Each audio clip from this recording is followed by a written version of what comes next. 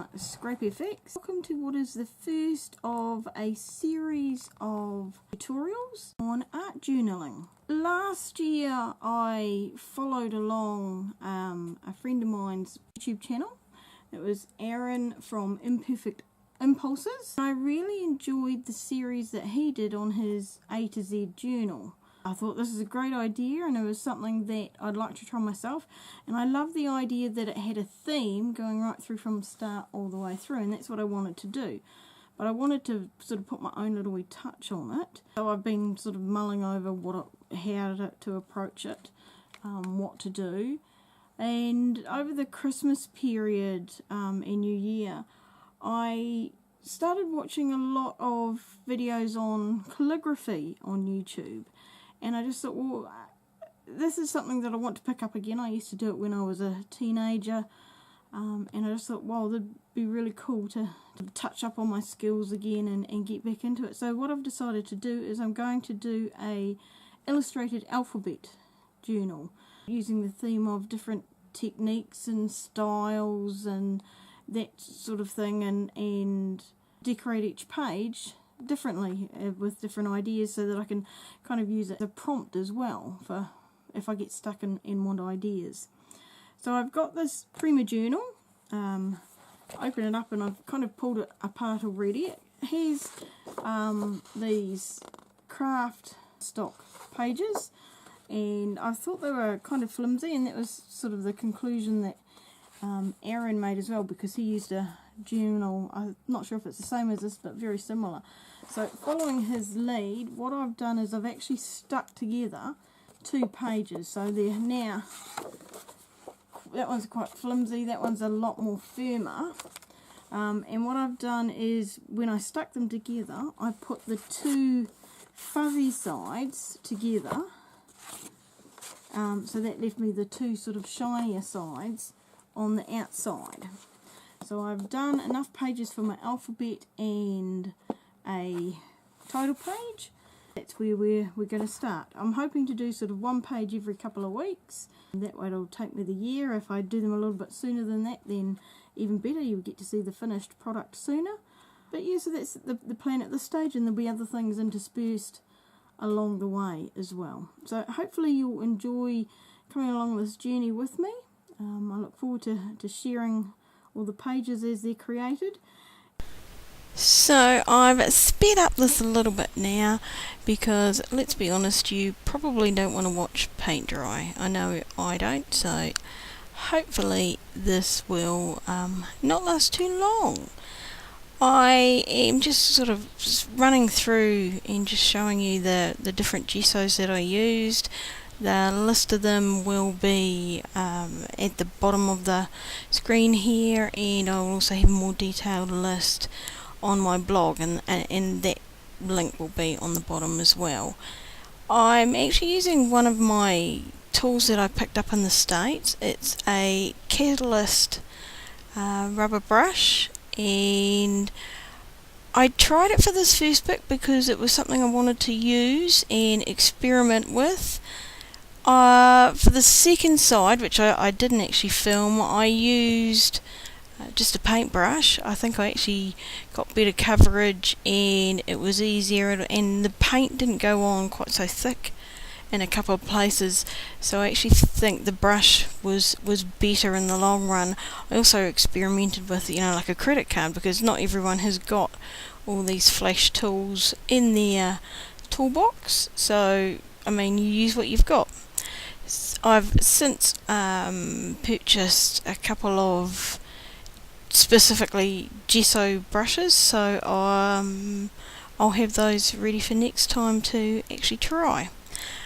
In between the different layers, because I was using different products, I did clean off all my tools and clean my desk space, but that was just me, because I'm a bit like that, and that I like to have a clean workspace in between, and because I wasn't sure what I was going to do on the other side, so this way I just sort of kept everything as clean as possible, and didn't, so that I wouldn't have too much product on the back for when I went over to do the other side.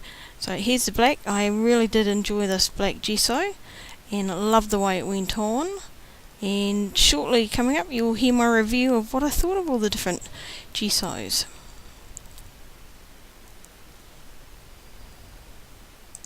So here are all the painted pages from the gesso that we did last night, and I just wanted to run through and sort of give you a summary of what the dried pages look.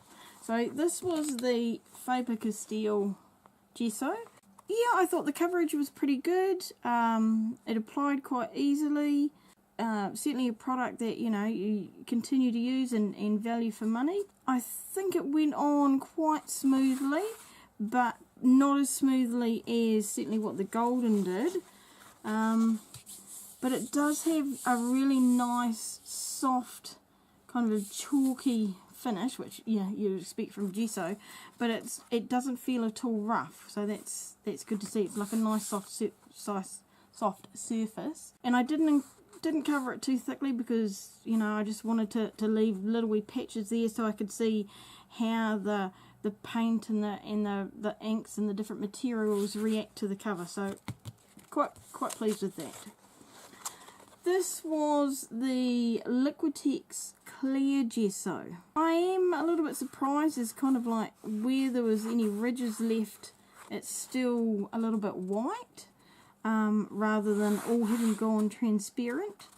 There's also quite a rough, almost sandpapery texture. So that'll be interesting to see whether that translates into the paints or inks when I put them on the page. I wasn't expecting that. There is almost, it looks like I haven't got a very good coverage on this, and maybe I was trying to be too skimpy with my product on there.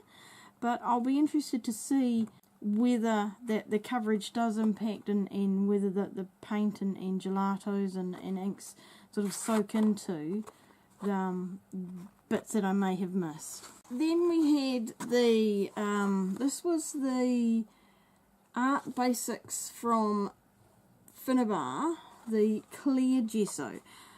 This one's gone on a lot better than what I thought the Liquitex one did. Still a few slight raised areas, you could say, but overall it looks a lot better in terms of just the quality and the clearness there.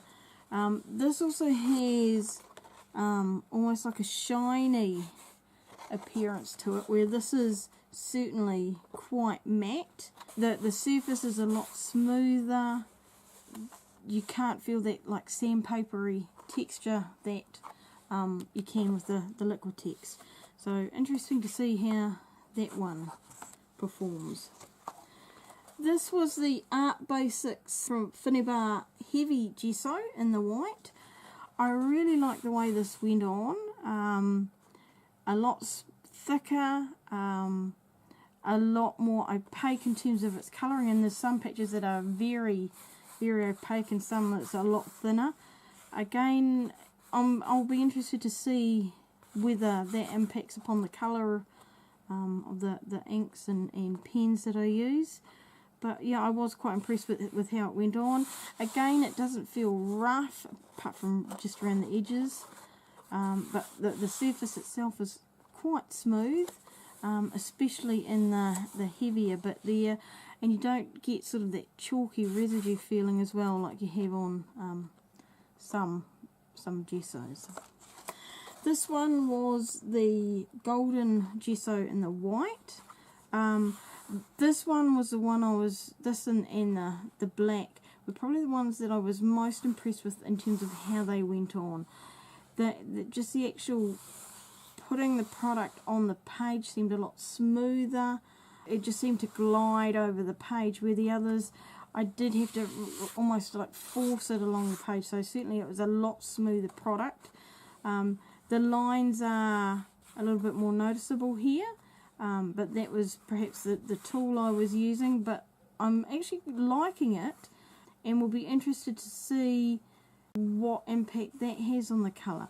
There's just a very slight ridge. You can feel it as you run your finger across each line, but overall I was quite impressed with the coverage, and I would probably do it slightly heavier for a more even coverage. Maybe next time I might try that. In terms of coverage, the one that impressed me the most was the black gesso. I actually thought this was probably going to turn out most patchy of everything, but the coverage was just so super smooth. There is a little bit down in this corner here that's not as good as the rest, but overall I am very impressed with the way that that black just covered the entire page. It just went on so smooth. The coverage was really easily done. So yeah, I was very impressed, and it's something that I'm looking forward to using the black and using it a lot more, because I haven't seen a lot of people using the black gesso. But maybe it's just that, I like to work on the dark side and like dark colours and grungy, and we'll see how that goes. So impressed with these. I'm going to carry on and gesso the backs of these pages as well as do the rest, and then when they're all dry it'll all be set up ready for me to start the pages. I look forward to seeing you join me for the next video in the series. So if you haven't subscribed, then please click the button down the bottom of the box. If you're wanting to get more information, then by all means check out my blog. But thank you and enjoy your crafting.